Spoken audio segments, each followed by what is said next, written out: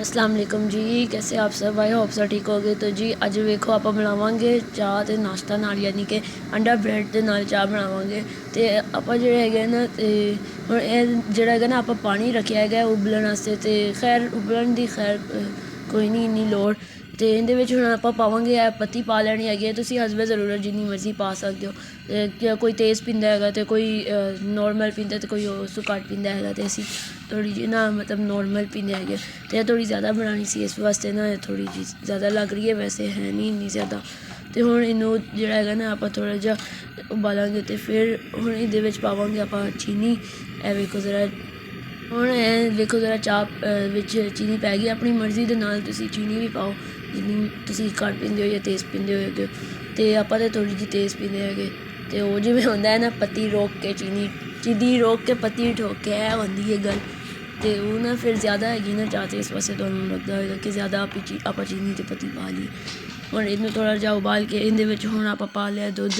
तो oh sorry ओहदा clip जिहड़ा हैगा ना दुद्ध आह्ला, दुद्ध पाण दा नहीं बना सकेआ आपां, भुल गए सी। तो हुण इहनूं ना चाह् नूं चंगी तरह फैन के उबाले आण तिकर बनावांगे आपां।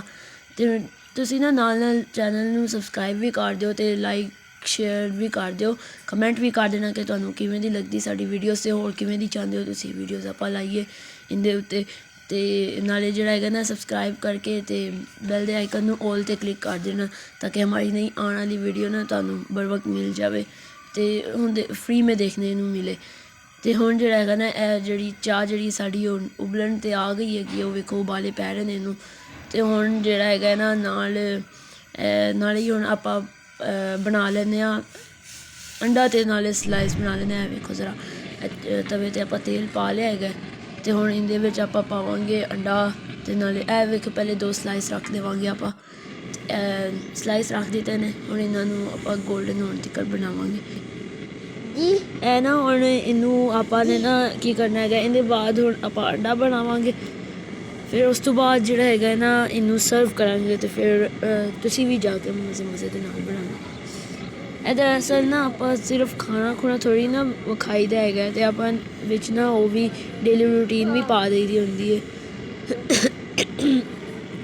सॉरी, क्योंकि ना अजकल ज़्यादा लोग ना डेली रूटीन वेखदे ने। ते हुण जिहड़ा हैगा ना हुण आपां पावांगे अंडा। देखो ज़रा इन्ना मज़े दा नाश्ता बनदा हैगा। ਉਹਦਾ ਫਿਰ ਕੀ ਤੁਸੀਂ ਨਾਲੇ ਵਿੱਚ ਅੰਡਾ ਸਲਾਈਸ ਦੇ ਵਿੱਚ ਕੁਝ ਵੀ ਪਾ ਸਕਦੇ ਹੋ, ਕੈਚਅਪ ਜਾਂ ਫਿਰ ਕੋਈ ਮਾਇਓਨੀਜ਼ ਜਾਂ ਫਿਰ ਕੋਈ ਜੈਮ ਜੂਮ। ਅਤੇ ਨਾ ਇਸ ਤਰ੍ਹਾਂ ਫਿਰ ਨਾ ਲੇਕਿਨ ਮਿੱਠਾ ਅੰਡਾ ਅਤੇ ਨਾਲੇ ਉਹ ਹੋਏ ਨਾ ਟੋਸਟ ਮਿੱਠਾ, ਅਤੇ ਨਾਲੇ ਹੋਏ ਜੈਮ, ਆਏ ਹਾਏ ਹਾਏ ਸਾਰਾ ਕੁਛ ਮਿੱਠਾ, ਫਿਰ ਕਰਾ ਕੇ ਬਹਿ ਜਾਓ ਡਾਇਬਟੀਜ਼ ਅਤੇ ਸ਼ੂਗਰ। ਉਸ ਤੋਂ ਬਾਅਦ ਅੱਲਾ ਨਾ ਕਰੇ ਅੱਲਾ ਮਾਫ ਕਰੇ। ਅਤੇ ਫਿਰ ਜਿਹੜਾ ਹੈਗਾ ਨਾ ਹੁਣ ਇਹਨੂੰ ਕਰਾਂਗੇ ਆਪਾਂ, ਇਹਨੂੰ ਇਵੇਂ ਪਲਟਾਂਗੇ। ਵੈਸੇ ਨਾ ਬੱਚਿਆਂ ਨੂੰ ਨਾ ਲੰਚ 'ਚ ਪਰਾਠੇ ਵਗੈਰਾ ਦੀਏ ਅਤੇ ਉਹ ਖਾਂਦੇ ਨਹੀਂ, ਐਵੇਂ ਹੀ ਬਚਾ ਕੇ ਲੈ ਆਉਂਦੇ ਨੇ। ਅਤੇ ਫਿਰ ਉਹ ਇਹ ਸ਼ੌਕ ਨਾਲ ਖਾ ਲੈਂਦੇ ਨੇ ਅੰਡਾ ਪਰਾਠਾ। ਸੋਰੀ, ਇਹ ਜਿਹੜਾ ਹੁੰਦਾ ਨਾ ਅੰਡਾ ਸਲਾਈਸ, ਇਹ ਨਾ ਬੜੇ ਸ਼ੌਕ ਨਾਲ ਉਹ ਖਾ ਲੈਂਦੇ ਨੇ। ਅਤੇ ਇਹ ਹੁਣ ਫਾਈਨਲ ਲੁੱਕ ਵੇਖ ਲਓ ਤੁਸੀਂ, ਇਹ ਬੜੀ ਮਜ਼ੇ ਦੀ ਹੈਗੀ। ਅਤੇ ਜਾਓ ਜਾ ਕੇ ਬਣਾਓ ਅਤੇ ਨਾਲੇ ਆਪਣੇ ਬੱਚਿਆਂ ਨੂੰ ਲੰਚ 'ਚ ਵੀ ਦਿਓ। ਅਤੇ ਹੁਣ ਆਪਾਂ ਨੂੰ ਇਜਾਜ਼ਤ ਦਿਓ, ਆਪਾਂ ਖਾਈਏ ਅਤੇ ਪੇਟ ਆਪਣਾ ਭਰੀਏ। ਅਤੇ ਅੱਲਾ ਹਾਫਿਜ਼, ਆਪਣਾ ਬਹੁਤ ਸਾਰਾ ਖਿਆਲ ਰੱਖਣਾ। ਖੁਦਾ ਹਾਫਿਜ਼।